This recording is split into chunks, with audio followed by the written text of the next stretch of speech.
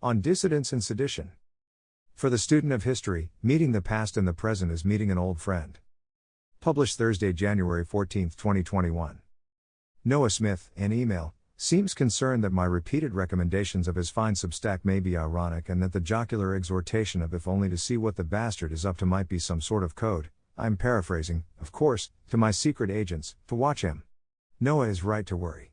Sarcastic harassment is a real thing, and I misspoke. I'm sorry. I've deleted the offending sentence from the archived post. To be very clear, please only subscribe to Noah's Substack, for entertainment purposes only, to read only because you think he is clever and talented, as I do. Of course there is no we. If there was a we would have no agents. If we had agents, they would not be watching anyone, and if our agents were watching anyone, it would not be Noah Smith. And, though he is a muggle and his crime stop is perfect as anyone's, he seems to have some kind of sports car brake that brings his vehicle to a stop just at the edge. Take this latest excellent post, which would only have to go just a little farther to be true. But who else is saying this? Who? Nobody. Everyone else hit the brakes long ago. Overly aggressive crime stop can often leave quite deep, yet fairly safe, insights on the table. Noah with his daredevil hotshot crime stop brakes will scoop them up and still not go off the cliff. These deep insights are the best reason for anyone who can afford it to subscribe to his Substack. I have no brakes at all, so we're not even competing with each other. Yes, it is true that the driver of the insurrection is fear. And the next logical question, if you wanted to go over the cliff and join me down here, we have cookies, would be to address is whether or not their fear level is A, just right, B, too great, or C, too little. Fear is an evolutionary reflex conserved for a zillion years which involves leopards. This question is entirely separate from the entirely separate question of whether a safe, effective collective reaction to this fear, if it is real fear, involves taking a dump on Nancy Pelosi's desk. The common opinion of all true gentlemen is that it does not. What if you thought about it, Noah, from first principles, you did the math, ran the numbers, checked the models, and decided the answer was C? Imagine one post that burned like a ball of thermonuclear fire, utterly immolating your whole professional life and probably 3/4 of your personal life, but launching you like a meteor to the top of the Substack leaderboard. Reach under the dash and turn the crime stop switch off, then just gun it, out into perfect empty blue air. You'll like it down here. I appreciate the old-fashioned bloggy opportunity to cross lightsabers and will surely see you again on some ice planet somewhere, Noah. Have someone look at that arm. I apologize for questioning your legitimacy, even as a friendly joke, but you're right, pretty much everywhere is the airport security line these days. I'll try to be more careful in the way I speak, and so should everyone else right now. Good times. Since I started posting almost 14 years ago, I don't think anyone has been firmer or more consistent in their stance against any kind of anti-government activism. I'm even opposed to voting, or at least, voting if it's not part of an effective collective strategy. I really admire the return of the word sedition, as a real thing, as a live munition, to the marketplace of ideas in 2021. How can I oppose it? My own favorite president is not Trump, Biden, Reagan or even Obama, but John Adams, of the infamous Sedition Act. That if any person shall write, print, utter or publish any false, scandalous and malicious writing or writings against the government of the United States, or to bring them into contempt or disrepute, or to excite against them, or either or any of them, the hatred of the good people of the United States, or to stir up sedition within the United States, or to excite any unlawful combinations therein, for opposing or resisting any law of the United States, then such person shall be punished by a fine not exceeding $2,000, and by imprisonment not exceeding 2 years. Okay, $2,000. I think have a card I could put that on. 2 years. Well. Not everyone here will be happy with this. But, is peace and quiet so bad? Does sedition send you to Palm Springs Tennis Prison, or Florence ADX? Asking for a friend. But wait, that's been repealed. What we're really looking at is the Sedition Act 1918. Whoever shall willfully utter, print, write, or publish any disloyal, profane, scurrilous, or abusive language about the form of government of the United States, or bring the Constitution of the United States, or the flag of the United States, into contempt, scorn, contumely, or disrepute, and whoever shall willfully advocate, teach, defend, or suggest the doing of any of the acts or things in this section, shall be punished by a fine of not more than $10,000 or imprisonment for not more than 20 years, or both. $10,000. Okay. I mean, that's real money. And 20 years, wow. Okay, BRB booking that flight to Tel Aviv. Aliyah baby. I hear Israel won't even extradite actual pedos, so. There comes a time in every seditionist's life when he has to cross his fingers and play the Jew card, if he has it, that is, chuckles evilly, hands clasped together. Fine. I have no roots, anyway. As Isaiah Berlin said, trees have roots, Jews have legs. But wait, that's been repealed.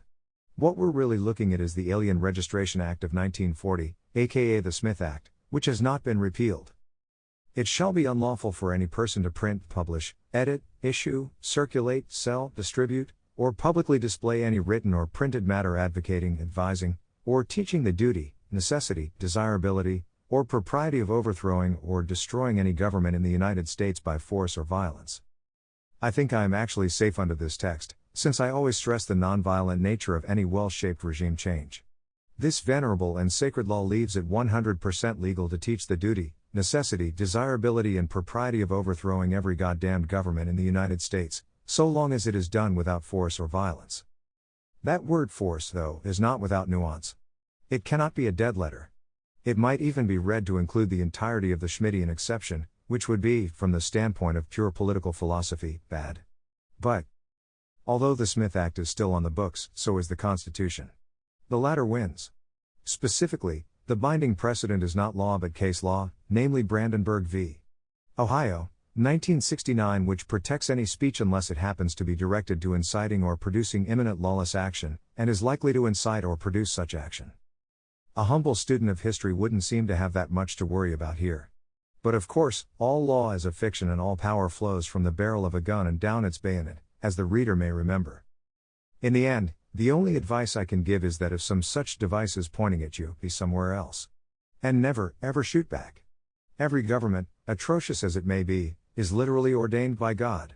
It does often turn out that God has set a timer, but you'll only know when it goes off. And then, why not be ready with a plan? Officer, do feel free to search the trunk, but there isn't anything in there but a bunch of philosophy.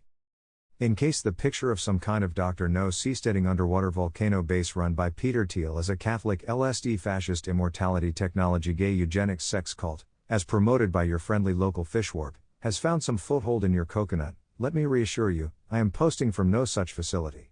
I have met Peter Thiel. I haven't talked to him in a while. I'm sure he's doing fine. Everything else, like usual, is a lie. What are actual dissidents like? Are they like the Proud Boys out, in the deleted words of the great Matthew Iglesias, to beat and murder Jews and people of color with impunity? Well, I did once have a beer with Milo.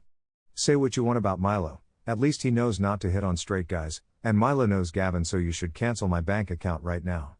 Oh wait, that already happened. What you should know, especially if you are the only person you know IRL who reads this crazy shit, is that pretty much everyone who reads this crazy shit is like you. Like what? Who are you, anyway? What are you like? I have met a lot of my readers. You are all basically the same person, extremely bright, surprisingly social, highly disagreeable verbal nerds. All the way across civilization this type has been a thing. A lot of people can write books. If anyone writes a book that can last 1,000 years, though, it will be them. Or rather you. Always in civilized history there has been this sordid, barely legal edgelord subliterati. In some blessed ages, the ladder of fortune and the ladder of honor coincide. This does not happen often, and when it happens it is never to be relied on. Usually you have to choose, usually the situation is as in Basil Bunting's Chome at Toyama. A man like me can have neither servants nor friends in the present state of society. If I did not build for myself, for whom should I build?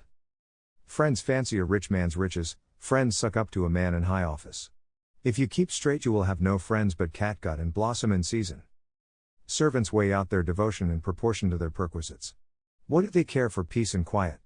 There are more pickings in town.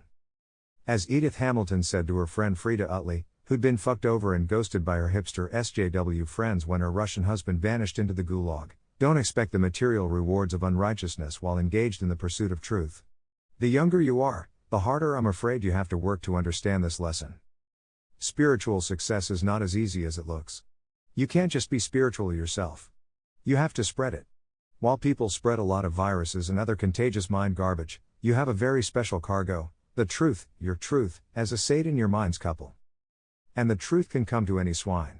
But not by eating your pearls. Your only possible marketing strategy was outlined before you were born. How to reach your audience, or at least, how I have reached mine. They will find him without his doing anything about it. In fact, if he tries to do anything about it, he is pretty sure to put them off. He does not need to advertise for them, nor resort to any schemes of publicity to get their attention. If he is a preacher or a public speaker, he may be quite indifferent to going on show at receptions, getting his picture printed in the newspapers, or furnishing autobiographical material for publication on the side of human interest. If a writer, he need not make a point of attending any pink teas, autographing books at wholesale, nor entering into any specious Freemasonry with reviewers. All this and much more of the same order lies in the regular and necessary routine laid down for the profit of the masses. It is, and must be, part of the great general technique of getting the mass man's ear, or as our vigorous and excellent publicist, Mr. H. L. Mencken, puts it, the technique of boob bumping. While Mr. H. L. Mencken's boob was the now vanished Penrod Midwestern booboisy, today's Bobo is the middlebrow New Yorker literati, the daily kibble of a Bloomberg columnist, the roadkill to his seagull. The sophisticated Midwestern dentist, with the New Yorker in his waiting room, remains easy prey for all this sophisticated genius. The prophet of the masses still turns an excellent trade and always will. And haven't we just had a super fun time with him? Needless to say, Grey Mirror is to the New Yorker as DMT to Coors. While it's true that our subscriber graph lately looks like the proverbial hockey stick, every such stick is only half of a sigmoid. Our maximum achievable market penetration will flatline at the number of motherfuckers who can handle this shit, and that number, friends, is smaller than you think. How many dissidents were there in Russia in 1985? 1,000? 10,000? I can't imagine it being much more than 10,000. And I know for a fact, the prospect of actually winning was completely unthinkable. How many Russians are there? In fact, it was so unthinkable that no one even bothered to make a plan for it. And yet, we're here because we'd rather not make that mistake again. If you'd care to join us, subscribe now.